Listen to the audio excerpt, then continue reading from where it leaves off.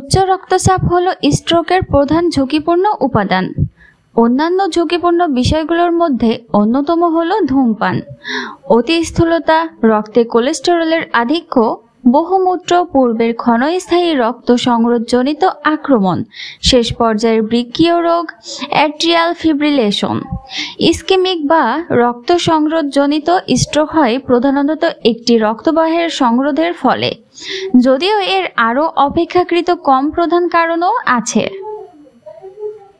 Haemorrhagic বা রক্তক্ষরণজনিত stroke ঘটে হয় অন্তরটি রক্তক্ষরণ অথবা উপঅ্যারকনয়েড স্থানে রক্তক্ষরণের ফলে। মস্তিষ্কের রক্তপ্রবাহের অ্যানিউরিজম বিদারণের ফলে রক্তক্ষরণ হয়। মূলত শারীরিক পরীক্ষার মাধ্যমে রোগ নির্ণয় করা হয় এবং সহায়ক হিসেবে সিটি স্ক্যান ও এমআরআই স্ক্যান করা হয়। সিটি স্ক্যানের সাহায্যে রক্তপাত হয়েছে কিনা তা বোঝা যায়, তবে রক্ত সংবরণ সম্পর্কে নিশ্চিত হওয়া যায় না, কারণ শুরুর দিকে সিটি স্ক্যানে রক্ত সংরোধের লক্ষণ সাধারণত দৃশ্যমান হয় না। অন্যান্য পরীক্ষা যেমন ইসিজি ও রক্ত পরীক্ষা করা হয় ঝুঁকিপূর্ণ উপাদান ও অন্যান্য সম্ভাব্য কারণ খুঁজে বের করার জন্য। রক্তে শর্করার পরিমাণ কমে গেলেও একই রকম লক্ষণ প্রকাশ পায়। প্রতিরোধ করার উপায়সমূহ হল ঝুঁকিপূর্ণ উপাদানসমূহ কমিয়ে আনা। যাদের ক্যারোটিড ধমনির সংকোচনজনিত সমস্যা রয়েছে তাদের শল্য চিকিৎসার মাধ্যমে ধমনী উন্মুক্ত করা ও অ্যাট্রিয়াল ফিব্রিলেশন থাকলে ওয়ারফারিন সেবন করা। প্রতিরোধের জন্য চিকিৎসকগণ অ্যাসপিরিন অথবা স্ট্যাটিন জাতীয় ওষুধ সেবনের পরামর্শ দেন। স্ট্রোক বা টিআর ক্ষেত্রে প্রায়শই জরুরি সেবার প্রয়োজন হয়। রক্ত সংবরণজনিত স্ট্রোক যদি 3.5 থেকে 4.5 ঘন্টার মধ্যে নির্ণয় করা যায়, তবে থ্রোম্বোলিটিক ওষুধ দিয়ে চিকিৎসা করা সম্ভব, যা রক্তপিণ্ডকে ভেঙে দিবে। কিছু রক্তক্ষরণজনিত স্ট্রোকের স্নায়ু শল্য চিকিৎসার মাধ্যমে উপকার পাওয়া যায়। স্ট্রোকের চিকিৎসার অন্যতম একটি দিক হল স্ট্রোক পুনর্বাসন প্রক্রিয়ায় হারানো কার্যক্ষমতা পুনরুদ্ধার করা। তবে পৃথিবীর অনেক দেশেই এই সুবিধাটি নেই। স্ট্রোক কেন হয় জেনে নিন প্রতিরোধের উপায়। স্ট্রোক হলো একটি রোগ যেখানে মস্তিষ্কের রক্ত সরবরাহের বিঘ্নতার জন্য কোষের মৃত্যু ঘটে এবং এটা খুবই সেনসিটিভ। নিউজ প্রোটোকলে আপনাদের স্বাগতম।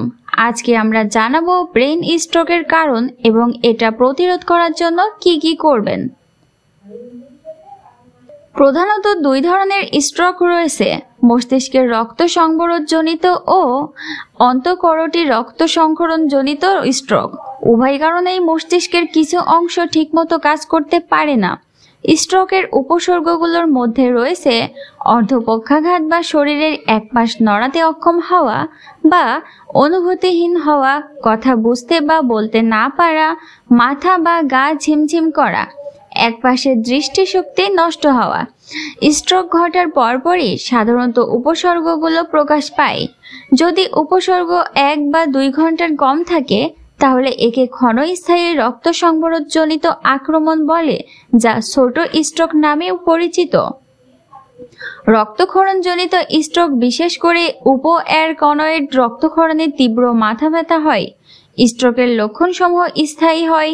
দীর্ঘমেয়াদী জটিলতার মধ্যে অন্যতম হল নিউমোনিয়া ও মূত্রথলির নিয়ন্ত্রণ হারানো। স্ট্রোকের লক্ষণ: অর্ধপক্ষাঘাত বা শরীরের এক পাশ নড়াতে অক্ষম হওয়া বা অনুভূতিহীন হওয়া, কথা বুঝতে বলতে না পারা, মাথা বা গা ঝিমঝিম করা, এক পাশের দৃষ্টিশক্তি নষ্ট হওয়া। কারণ: মস্তিষ্কের রক্ত সংবরণ ও অন্তঃকরোটি রক্তক্ষরণ। স্ট্রোকের ঝুঁকি কমানোর উপায় কি? সম্পাদনা স্বাস্থ্যসম্মত জীবন ব্যবস্থা বজায় রাখলে অনেকখানি ঝুঁকি কমানো যায়। ব্লাড প্রেশার জানা এবং কন্ট্রোল করা, ধূমপান না করা, কোলেস্টেরল এবং চর্বি জাতীয় খাবার না খাওয়া, নিয়মমাফিক খাওয়া দাওয়া, সতর্কভাবে ডায়াবেটিক্স নিয়ন্ত্রণ করা, নিয়ম করে হাঁটা বা হালকা দৌড়ানো, দুশ্চিন্তা নিয়ন্ত্রণ করা, মাদক না নেওয়া, মদ্যপান না করা,